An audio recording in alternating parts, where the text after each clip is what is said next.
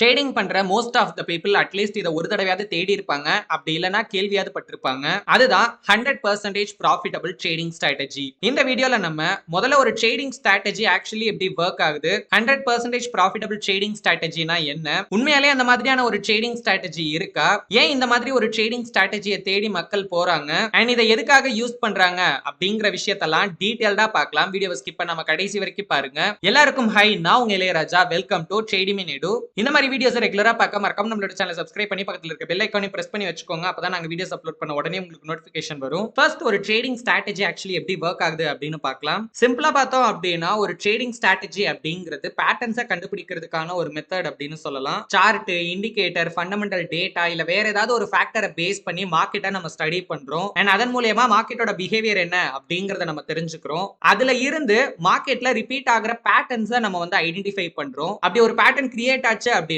Next market probably எப்படி move ஆகும் அப்படிங்கிற விஷயமும் நமக்கு நல்லாவே தெரியும். அண்ட் அதை பேஸ் பண்ணி நம்ம ஒரு ட்ரேடும் எடுக்கிறோம். ஃபார் எக்ஸாம்பிள் இப்போ ஹேமர் அப்படின்னு ஒரு கேண்டில் ஸ்டிக்ஸ் பேட்டர்ன் இருக்கு. சோ அந்த பேட்டர்ன் கிரியேட் ஆச்சு அப்படின்னா நெக்ஸ்ட் பிரைஸ் அப்படிங்கிறது இன்க்ரீஸ் ஆகும் அப்படின்னு சொல்லுவாங்க.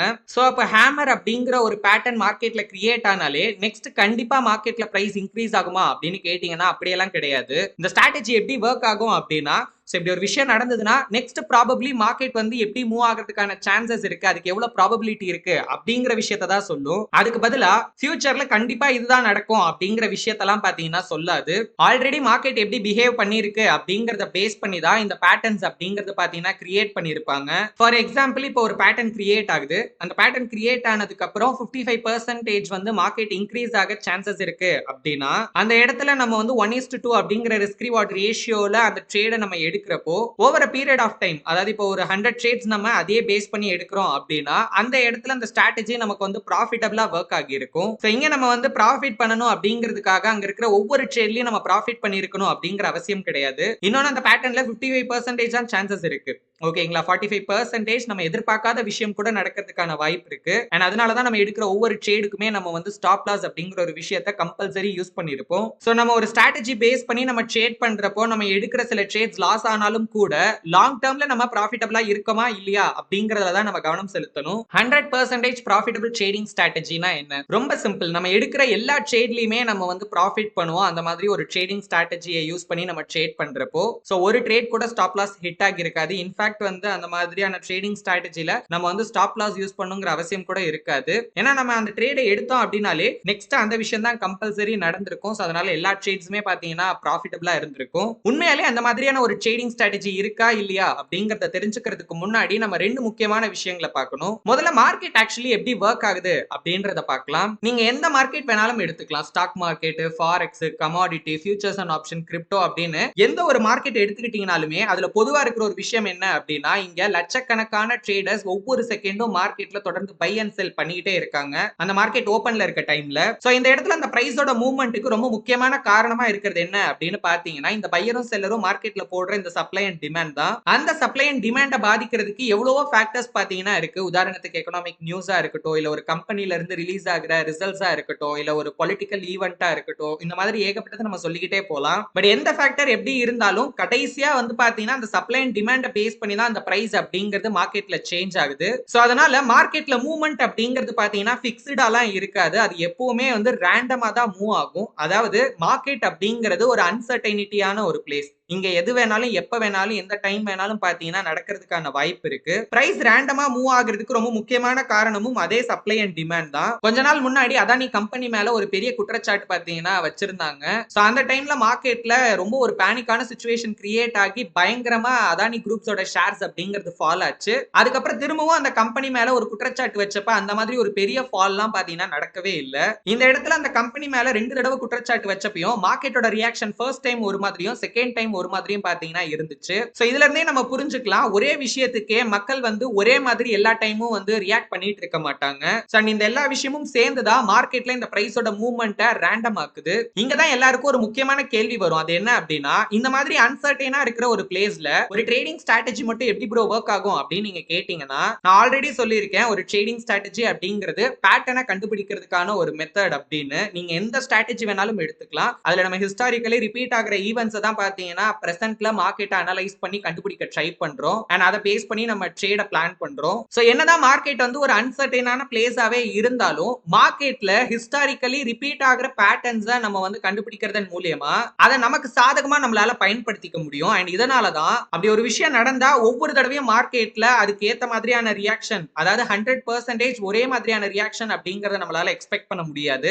பட் நம்ம ஒரு X% மார்க்கெட் இப்படி மூவ் ஆகிறதுக்கான பாசிபிலிட்டிஸ் இருக்கு அப்படிங்கிற விஷயத்தை நம்ம எதிர்பார்க்கலாம் அண்ட் அதை பேஸ் பண்ணி நம்ம வந்து ட்ரேட பிளான் பண்ணிக்கலாம். ஃபார் எக்ஸாம்பிள் இப்ப மார்க்கெட்ல ஒரு சர்டைன் லெவலை தாண்டி ஒரு ஸ்ட்ராங்கான வால்யூமோட பிரைஸ் பிரேக் ஆகுறப்போ அந்த டைரக்ஷன்ல பிரைஸ் இன்னும் கண்டினியூ ஆகிறதுக்கான வாய்ப்பு இருக்கு அப்படிங்கிற மாதிரி நம்ம எதிர்பார்க்கலாம். இல்ல RSI வந்து 70க்கு மேல இருக்கு, அட் த சேம் டைம் வந்து பிரைஸ் ஃபால் ஆக ஸ்டார்ட் ஆகுது அப்படின்னா அந்த ஃபால் வந்து கண்டினியூ ஆகிறதுக்கும் வாய்ப்பு இருக்கு அப்படிங்கிற மாதிரி நம்ம எதிர்பார்க்கலாம். இதுல ரொம்ப முக்கியமான வார்த்தையே வாய்ப்பு இருக்கு அப்படிங்கறதுதான். சோ எந்த இடத்துலயுமே நான் வந்து கண்டிப்பா அப்படிதான் நடக்கும் அப்படிங்கறத சொல்லியிருக்க மாட்டேன் அண்ட் அப்படிதான் ஒரு ட்ரேடிங் ஸ்ட்ராட்டஜியும் ஆக்சுவலி ஒர்க் ஆகுது. இதுல என்னன்னா நமக்கு சாதகமா அப்படி ஒரு விஷயம் நடக்கிறதுக்கான வாய்ப்பு அதிகமா இருக்கிற மாதிரியான சிச்சுவேஷன்ஸ்ல தான் நம்ம வந்து ட்ரேடே பண்ணுவோம். அங்கேயும் ரிஸ்க் வந்து நம்மளுக்கு வந்து நம்ம அக்செப்ட் பண்ணிக்கக்கூடிய அளவுக்கு இருக்கணும். அப்படி ரிஸ்க் எடுத்து அந்த ட்ரேட் எடுத்தோம் அப்படின்னா கூட நமக்கு வந்து போதுமான ப்ராஃபிட் அப்படிங்கறது அங்க வரதுக்கான வாய்ப்பு இருக்கணும். இந்த மாதிரி விஷயங்கள் எல்லாம் இருந்தாதான் அந்த இடத்துல அந்த ட்ரேட் பண்றதை பத்தியே நம்ம வந்து கன்சிடர் பண்ணுவோம். அண்ட் இந்த ரீசனால தான் ஒரு ட்ரேடிங் ஸ்ட்ராட்டஜி அப்படிங்கிறது ப்ராபபிலிட்டி பேஸ் பண்ணி ஒர்க் பண்ணும் அண்ட் இன் ஃபியூச்சர்லயும் இதே மாதிரியான ரிசல்ட்ஸ், அதாவது பாஸ்ட்ல இது எப்படி ஒர்க் ஆகி இருக்குமோ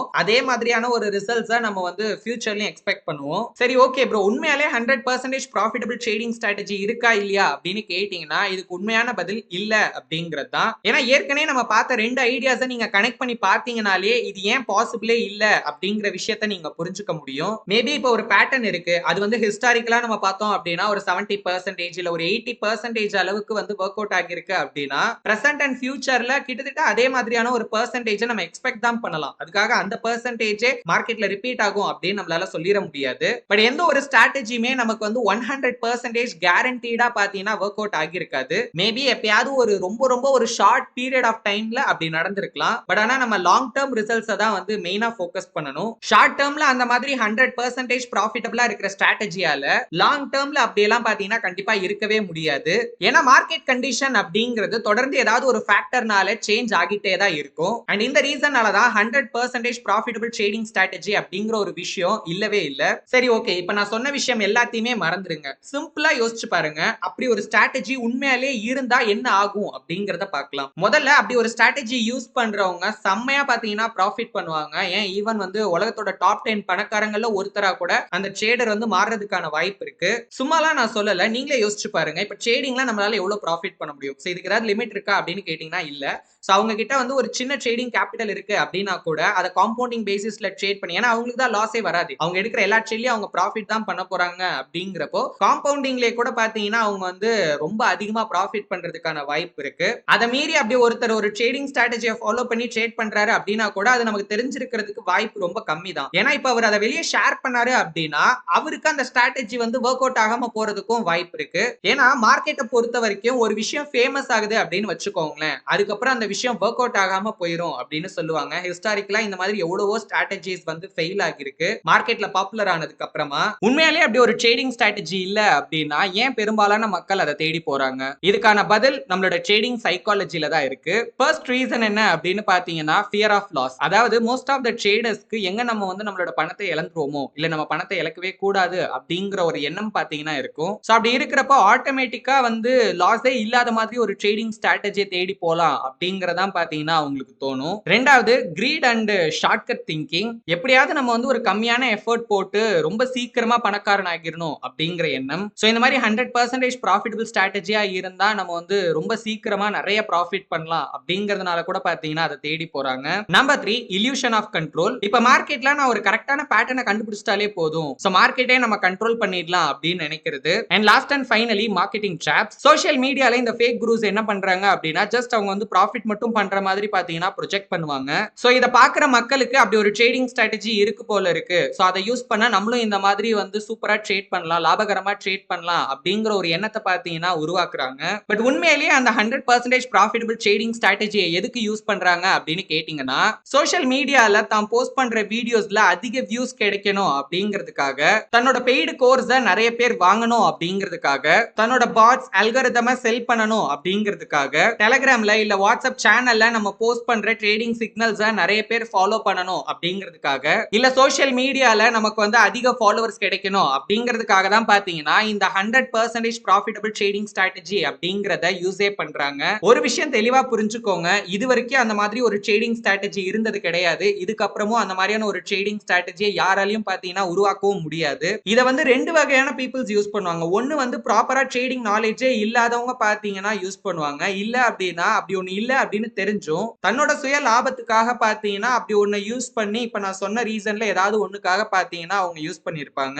நம்ம கன்சிஸ்டன்டா ப்ராஃபிட் பண்ண நம்ம ஆக்சுவலி எதை ஃபோக்கஸ் பண்ணணும் அப்படிங்கறத பத்தி டீடைல்டா இந்த வீடியோல நாங்க டிஸ்கஸ் பண்ணிருப்போம். லிங்க் டிஸ்கிரிப்ஷன்ல இருக்கு, மறக்காம செக் பண்ணி பாருங்க. ஃபாரெக்ஸ் மார்க்கெட்ல கன்சிஸ்டன்டா ப்ராஃபிட் பண்ண ஆசைப்படுறீங்க, பட் அதுக்கான வழி தெரியல அப்படின்னா எங்களோட swings and structure trading system mentorship programme பத்தி தெரிஞ்சுக்கோங்க. கீழ டிஸ்கிரிப்ஷன்ல அத பத்தின கம்ப்ளீட் டீடைல்ஸ் நாங்க கொடுத்திருக்கோம். இந்த மாதிரி வீடியோஸ் ரெகுலரா பார்க்க மறக்காம நம்மளோட சேனலை சப்ஸ்கிரைப் பண்ணிக்கோங்க. இந்த வீடியோல உங்களுக்கு ஏதாவது டவுட்ஸ் இருந்துச்சு அப்படின்னா அதை கீழ கமெண்ட்ல கேளுங்க, நான் உங்க டவுட்டை கிளியர் பண்றேன். அப்படி இல்லனா இதான் என்னோட நம்பர், எப்ப வேணாலும் கால் ஆர் மெசேஜ் பண்ணி உங்களோட டவுட்ஸை கேட்டு கிளியர் பண்ணிக்கோங்க. இந்த வீடியோ உங்களுக்கு யூஸ்ஃபுல்லா இருந்துச்சுன்னு தோணுச்சு அப்படின்னா வீடியோவை லைக் பண்ணுங்க. அண்ட் ட்ரேடிங்ல இன்ட்ரெஸ்ட் இருக்க உங்க ஃப்ரெண்ட்ஸ் அண்ட் ஃபேமிலி மெம்பர்ஸ்க்கு மறக்காம இந்த வீடியோவை ஷேர் பண்ணுங்க. தேங்க்யூ ஃபார் வாட்சிங். இன்னும் நம்ம கத்துக்க நிறைய விஷயங்கள் இருக்கு. சோ அடுத்த வீடியோல பார்க்கலாம். Until then, stay tuned.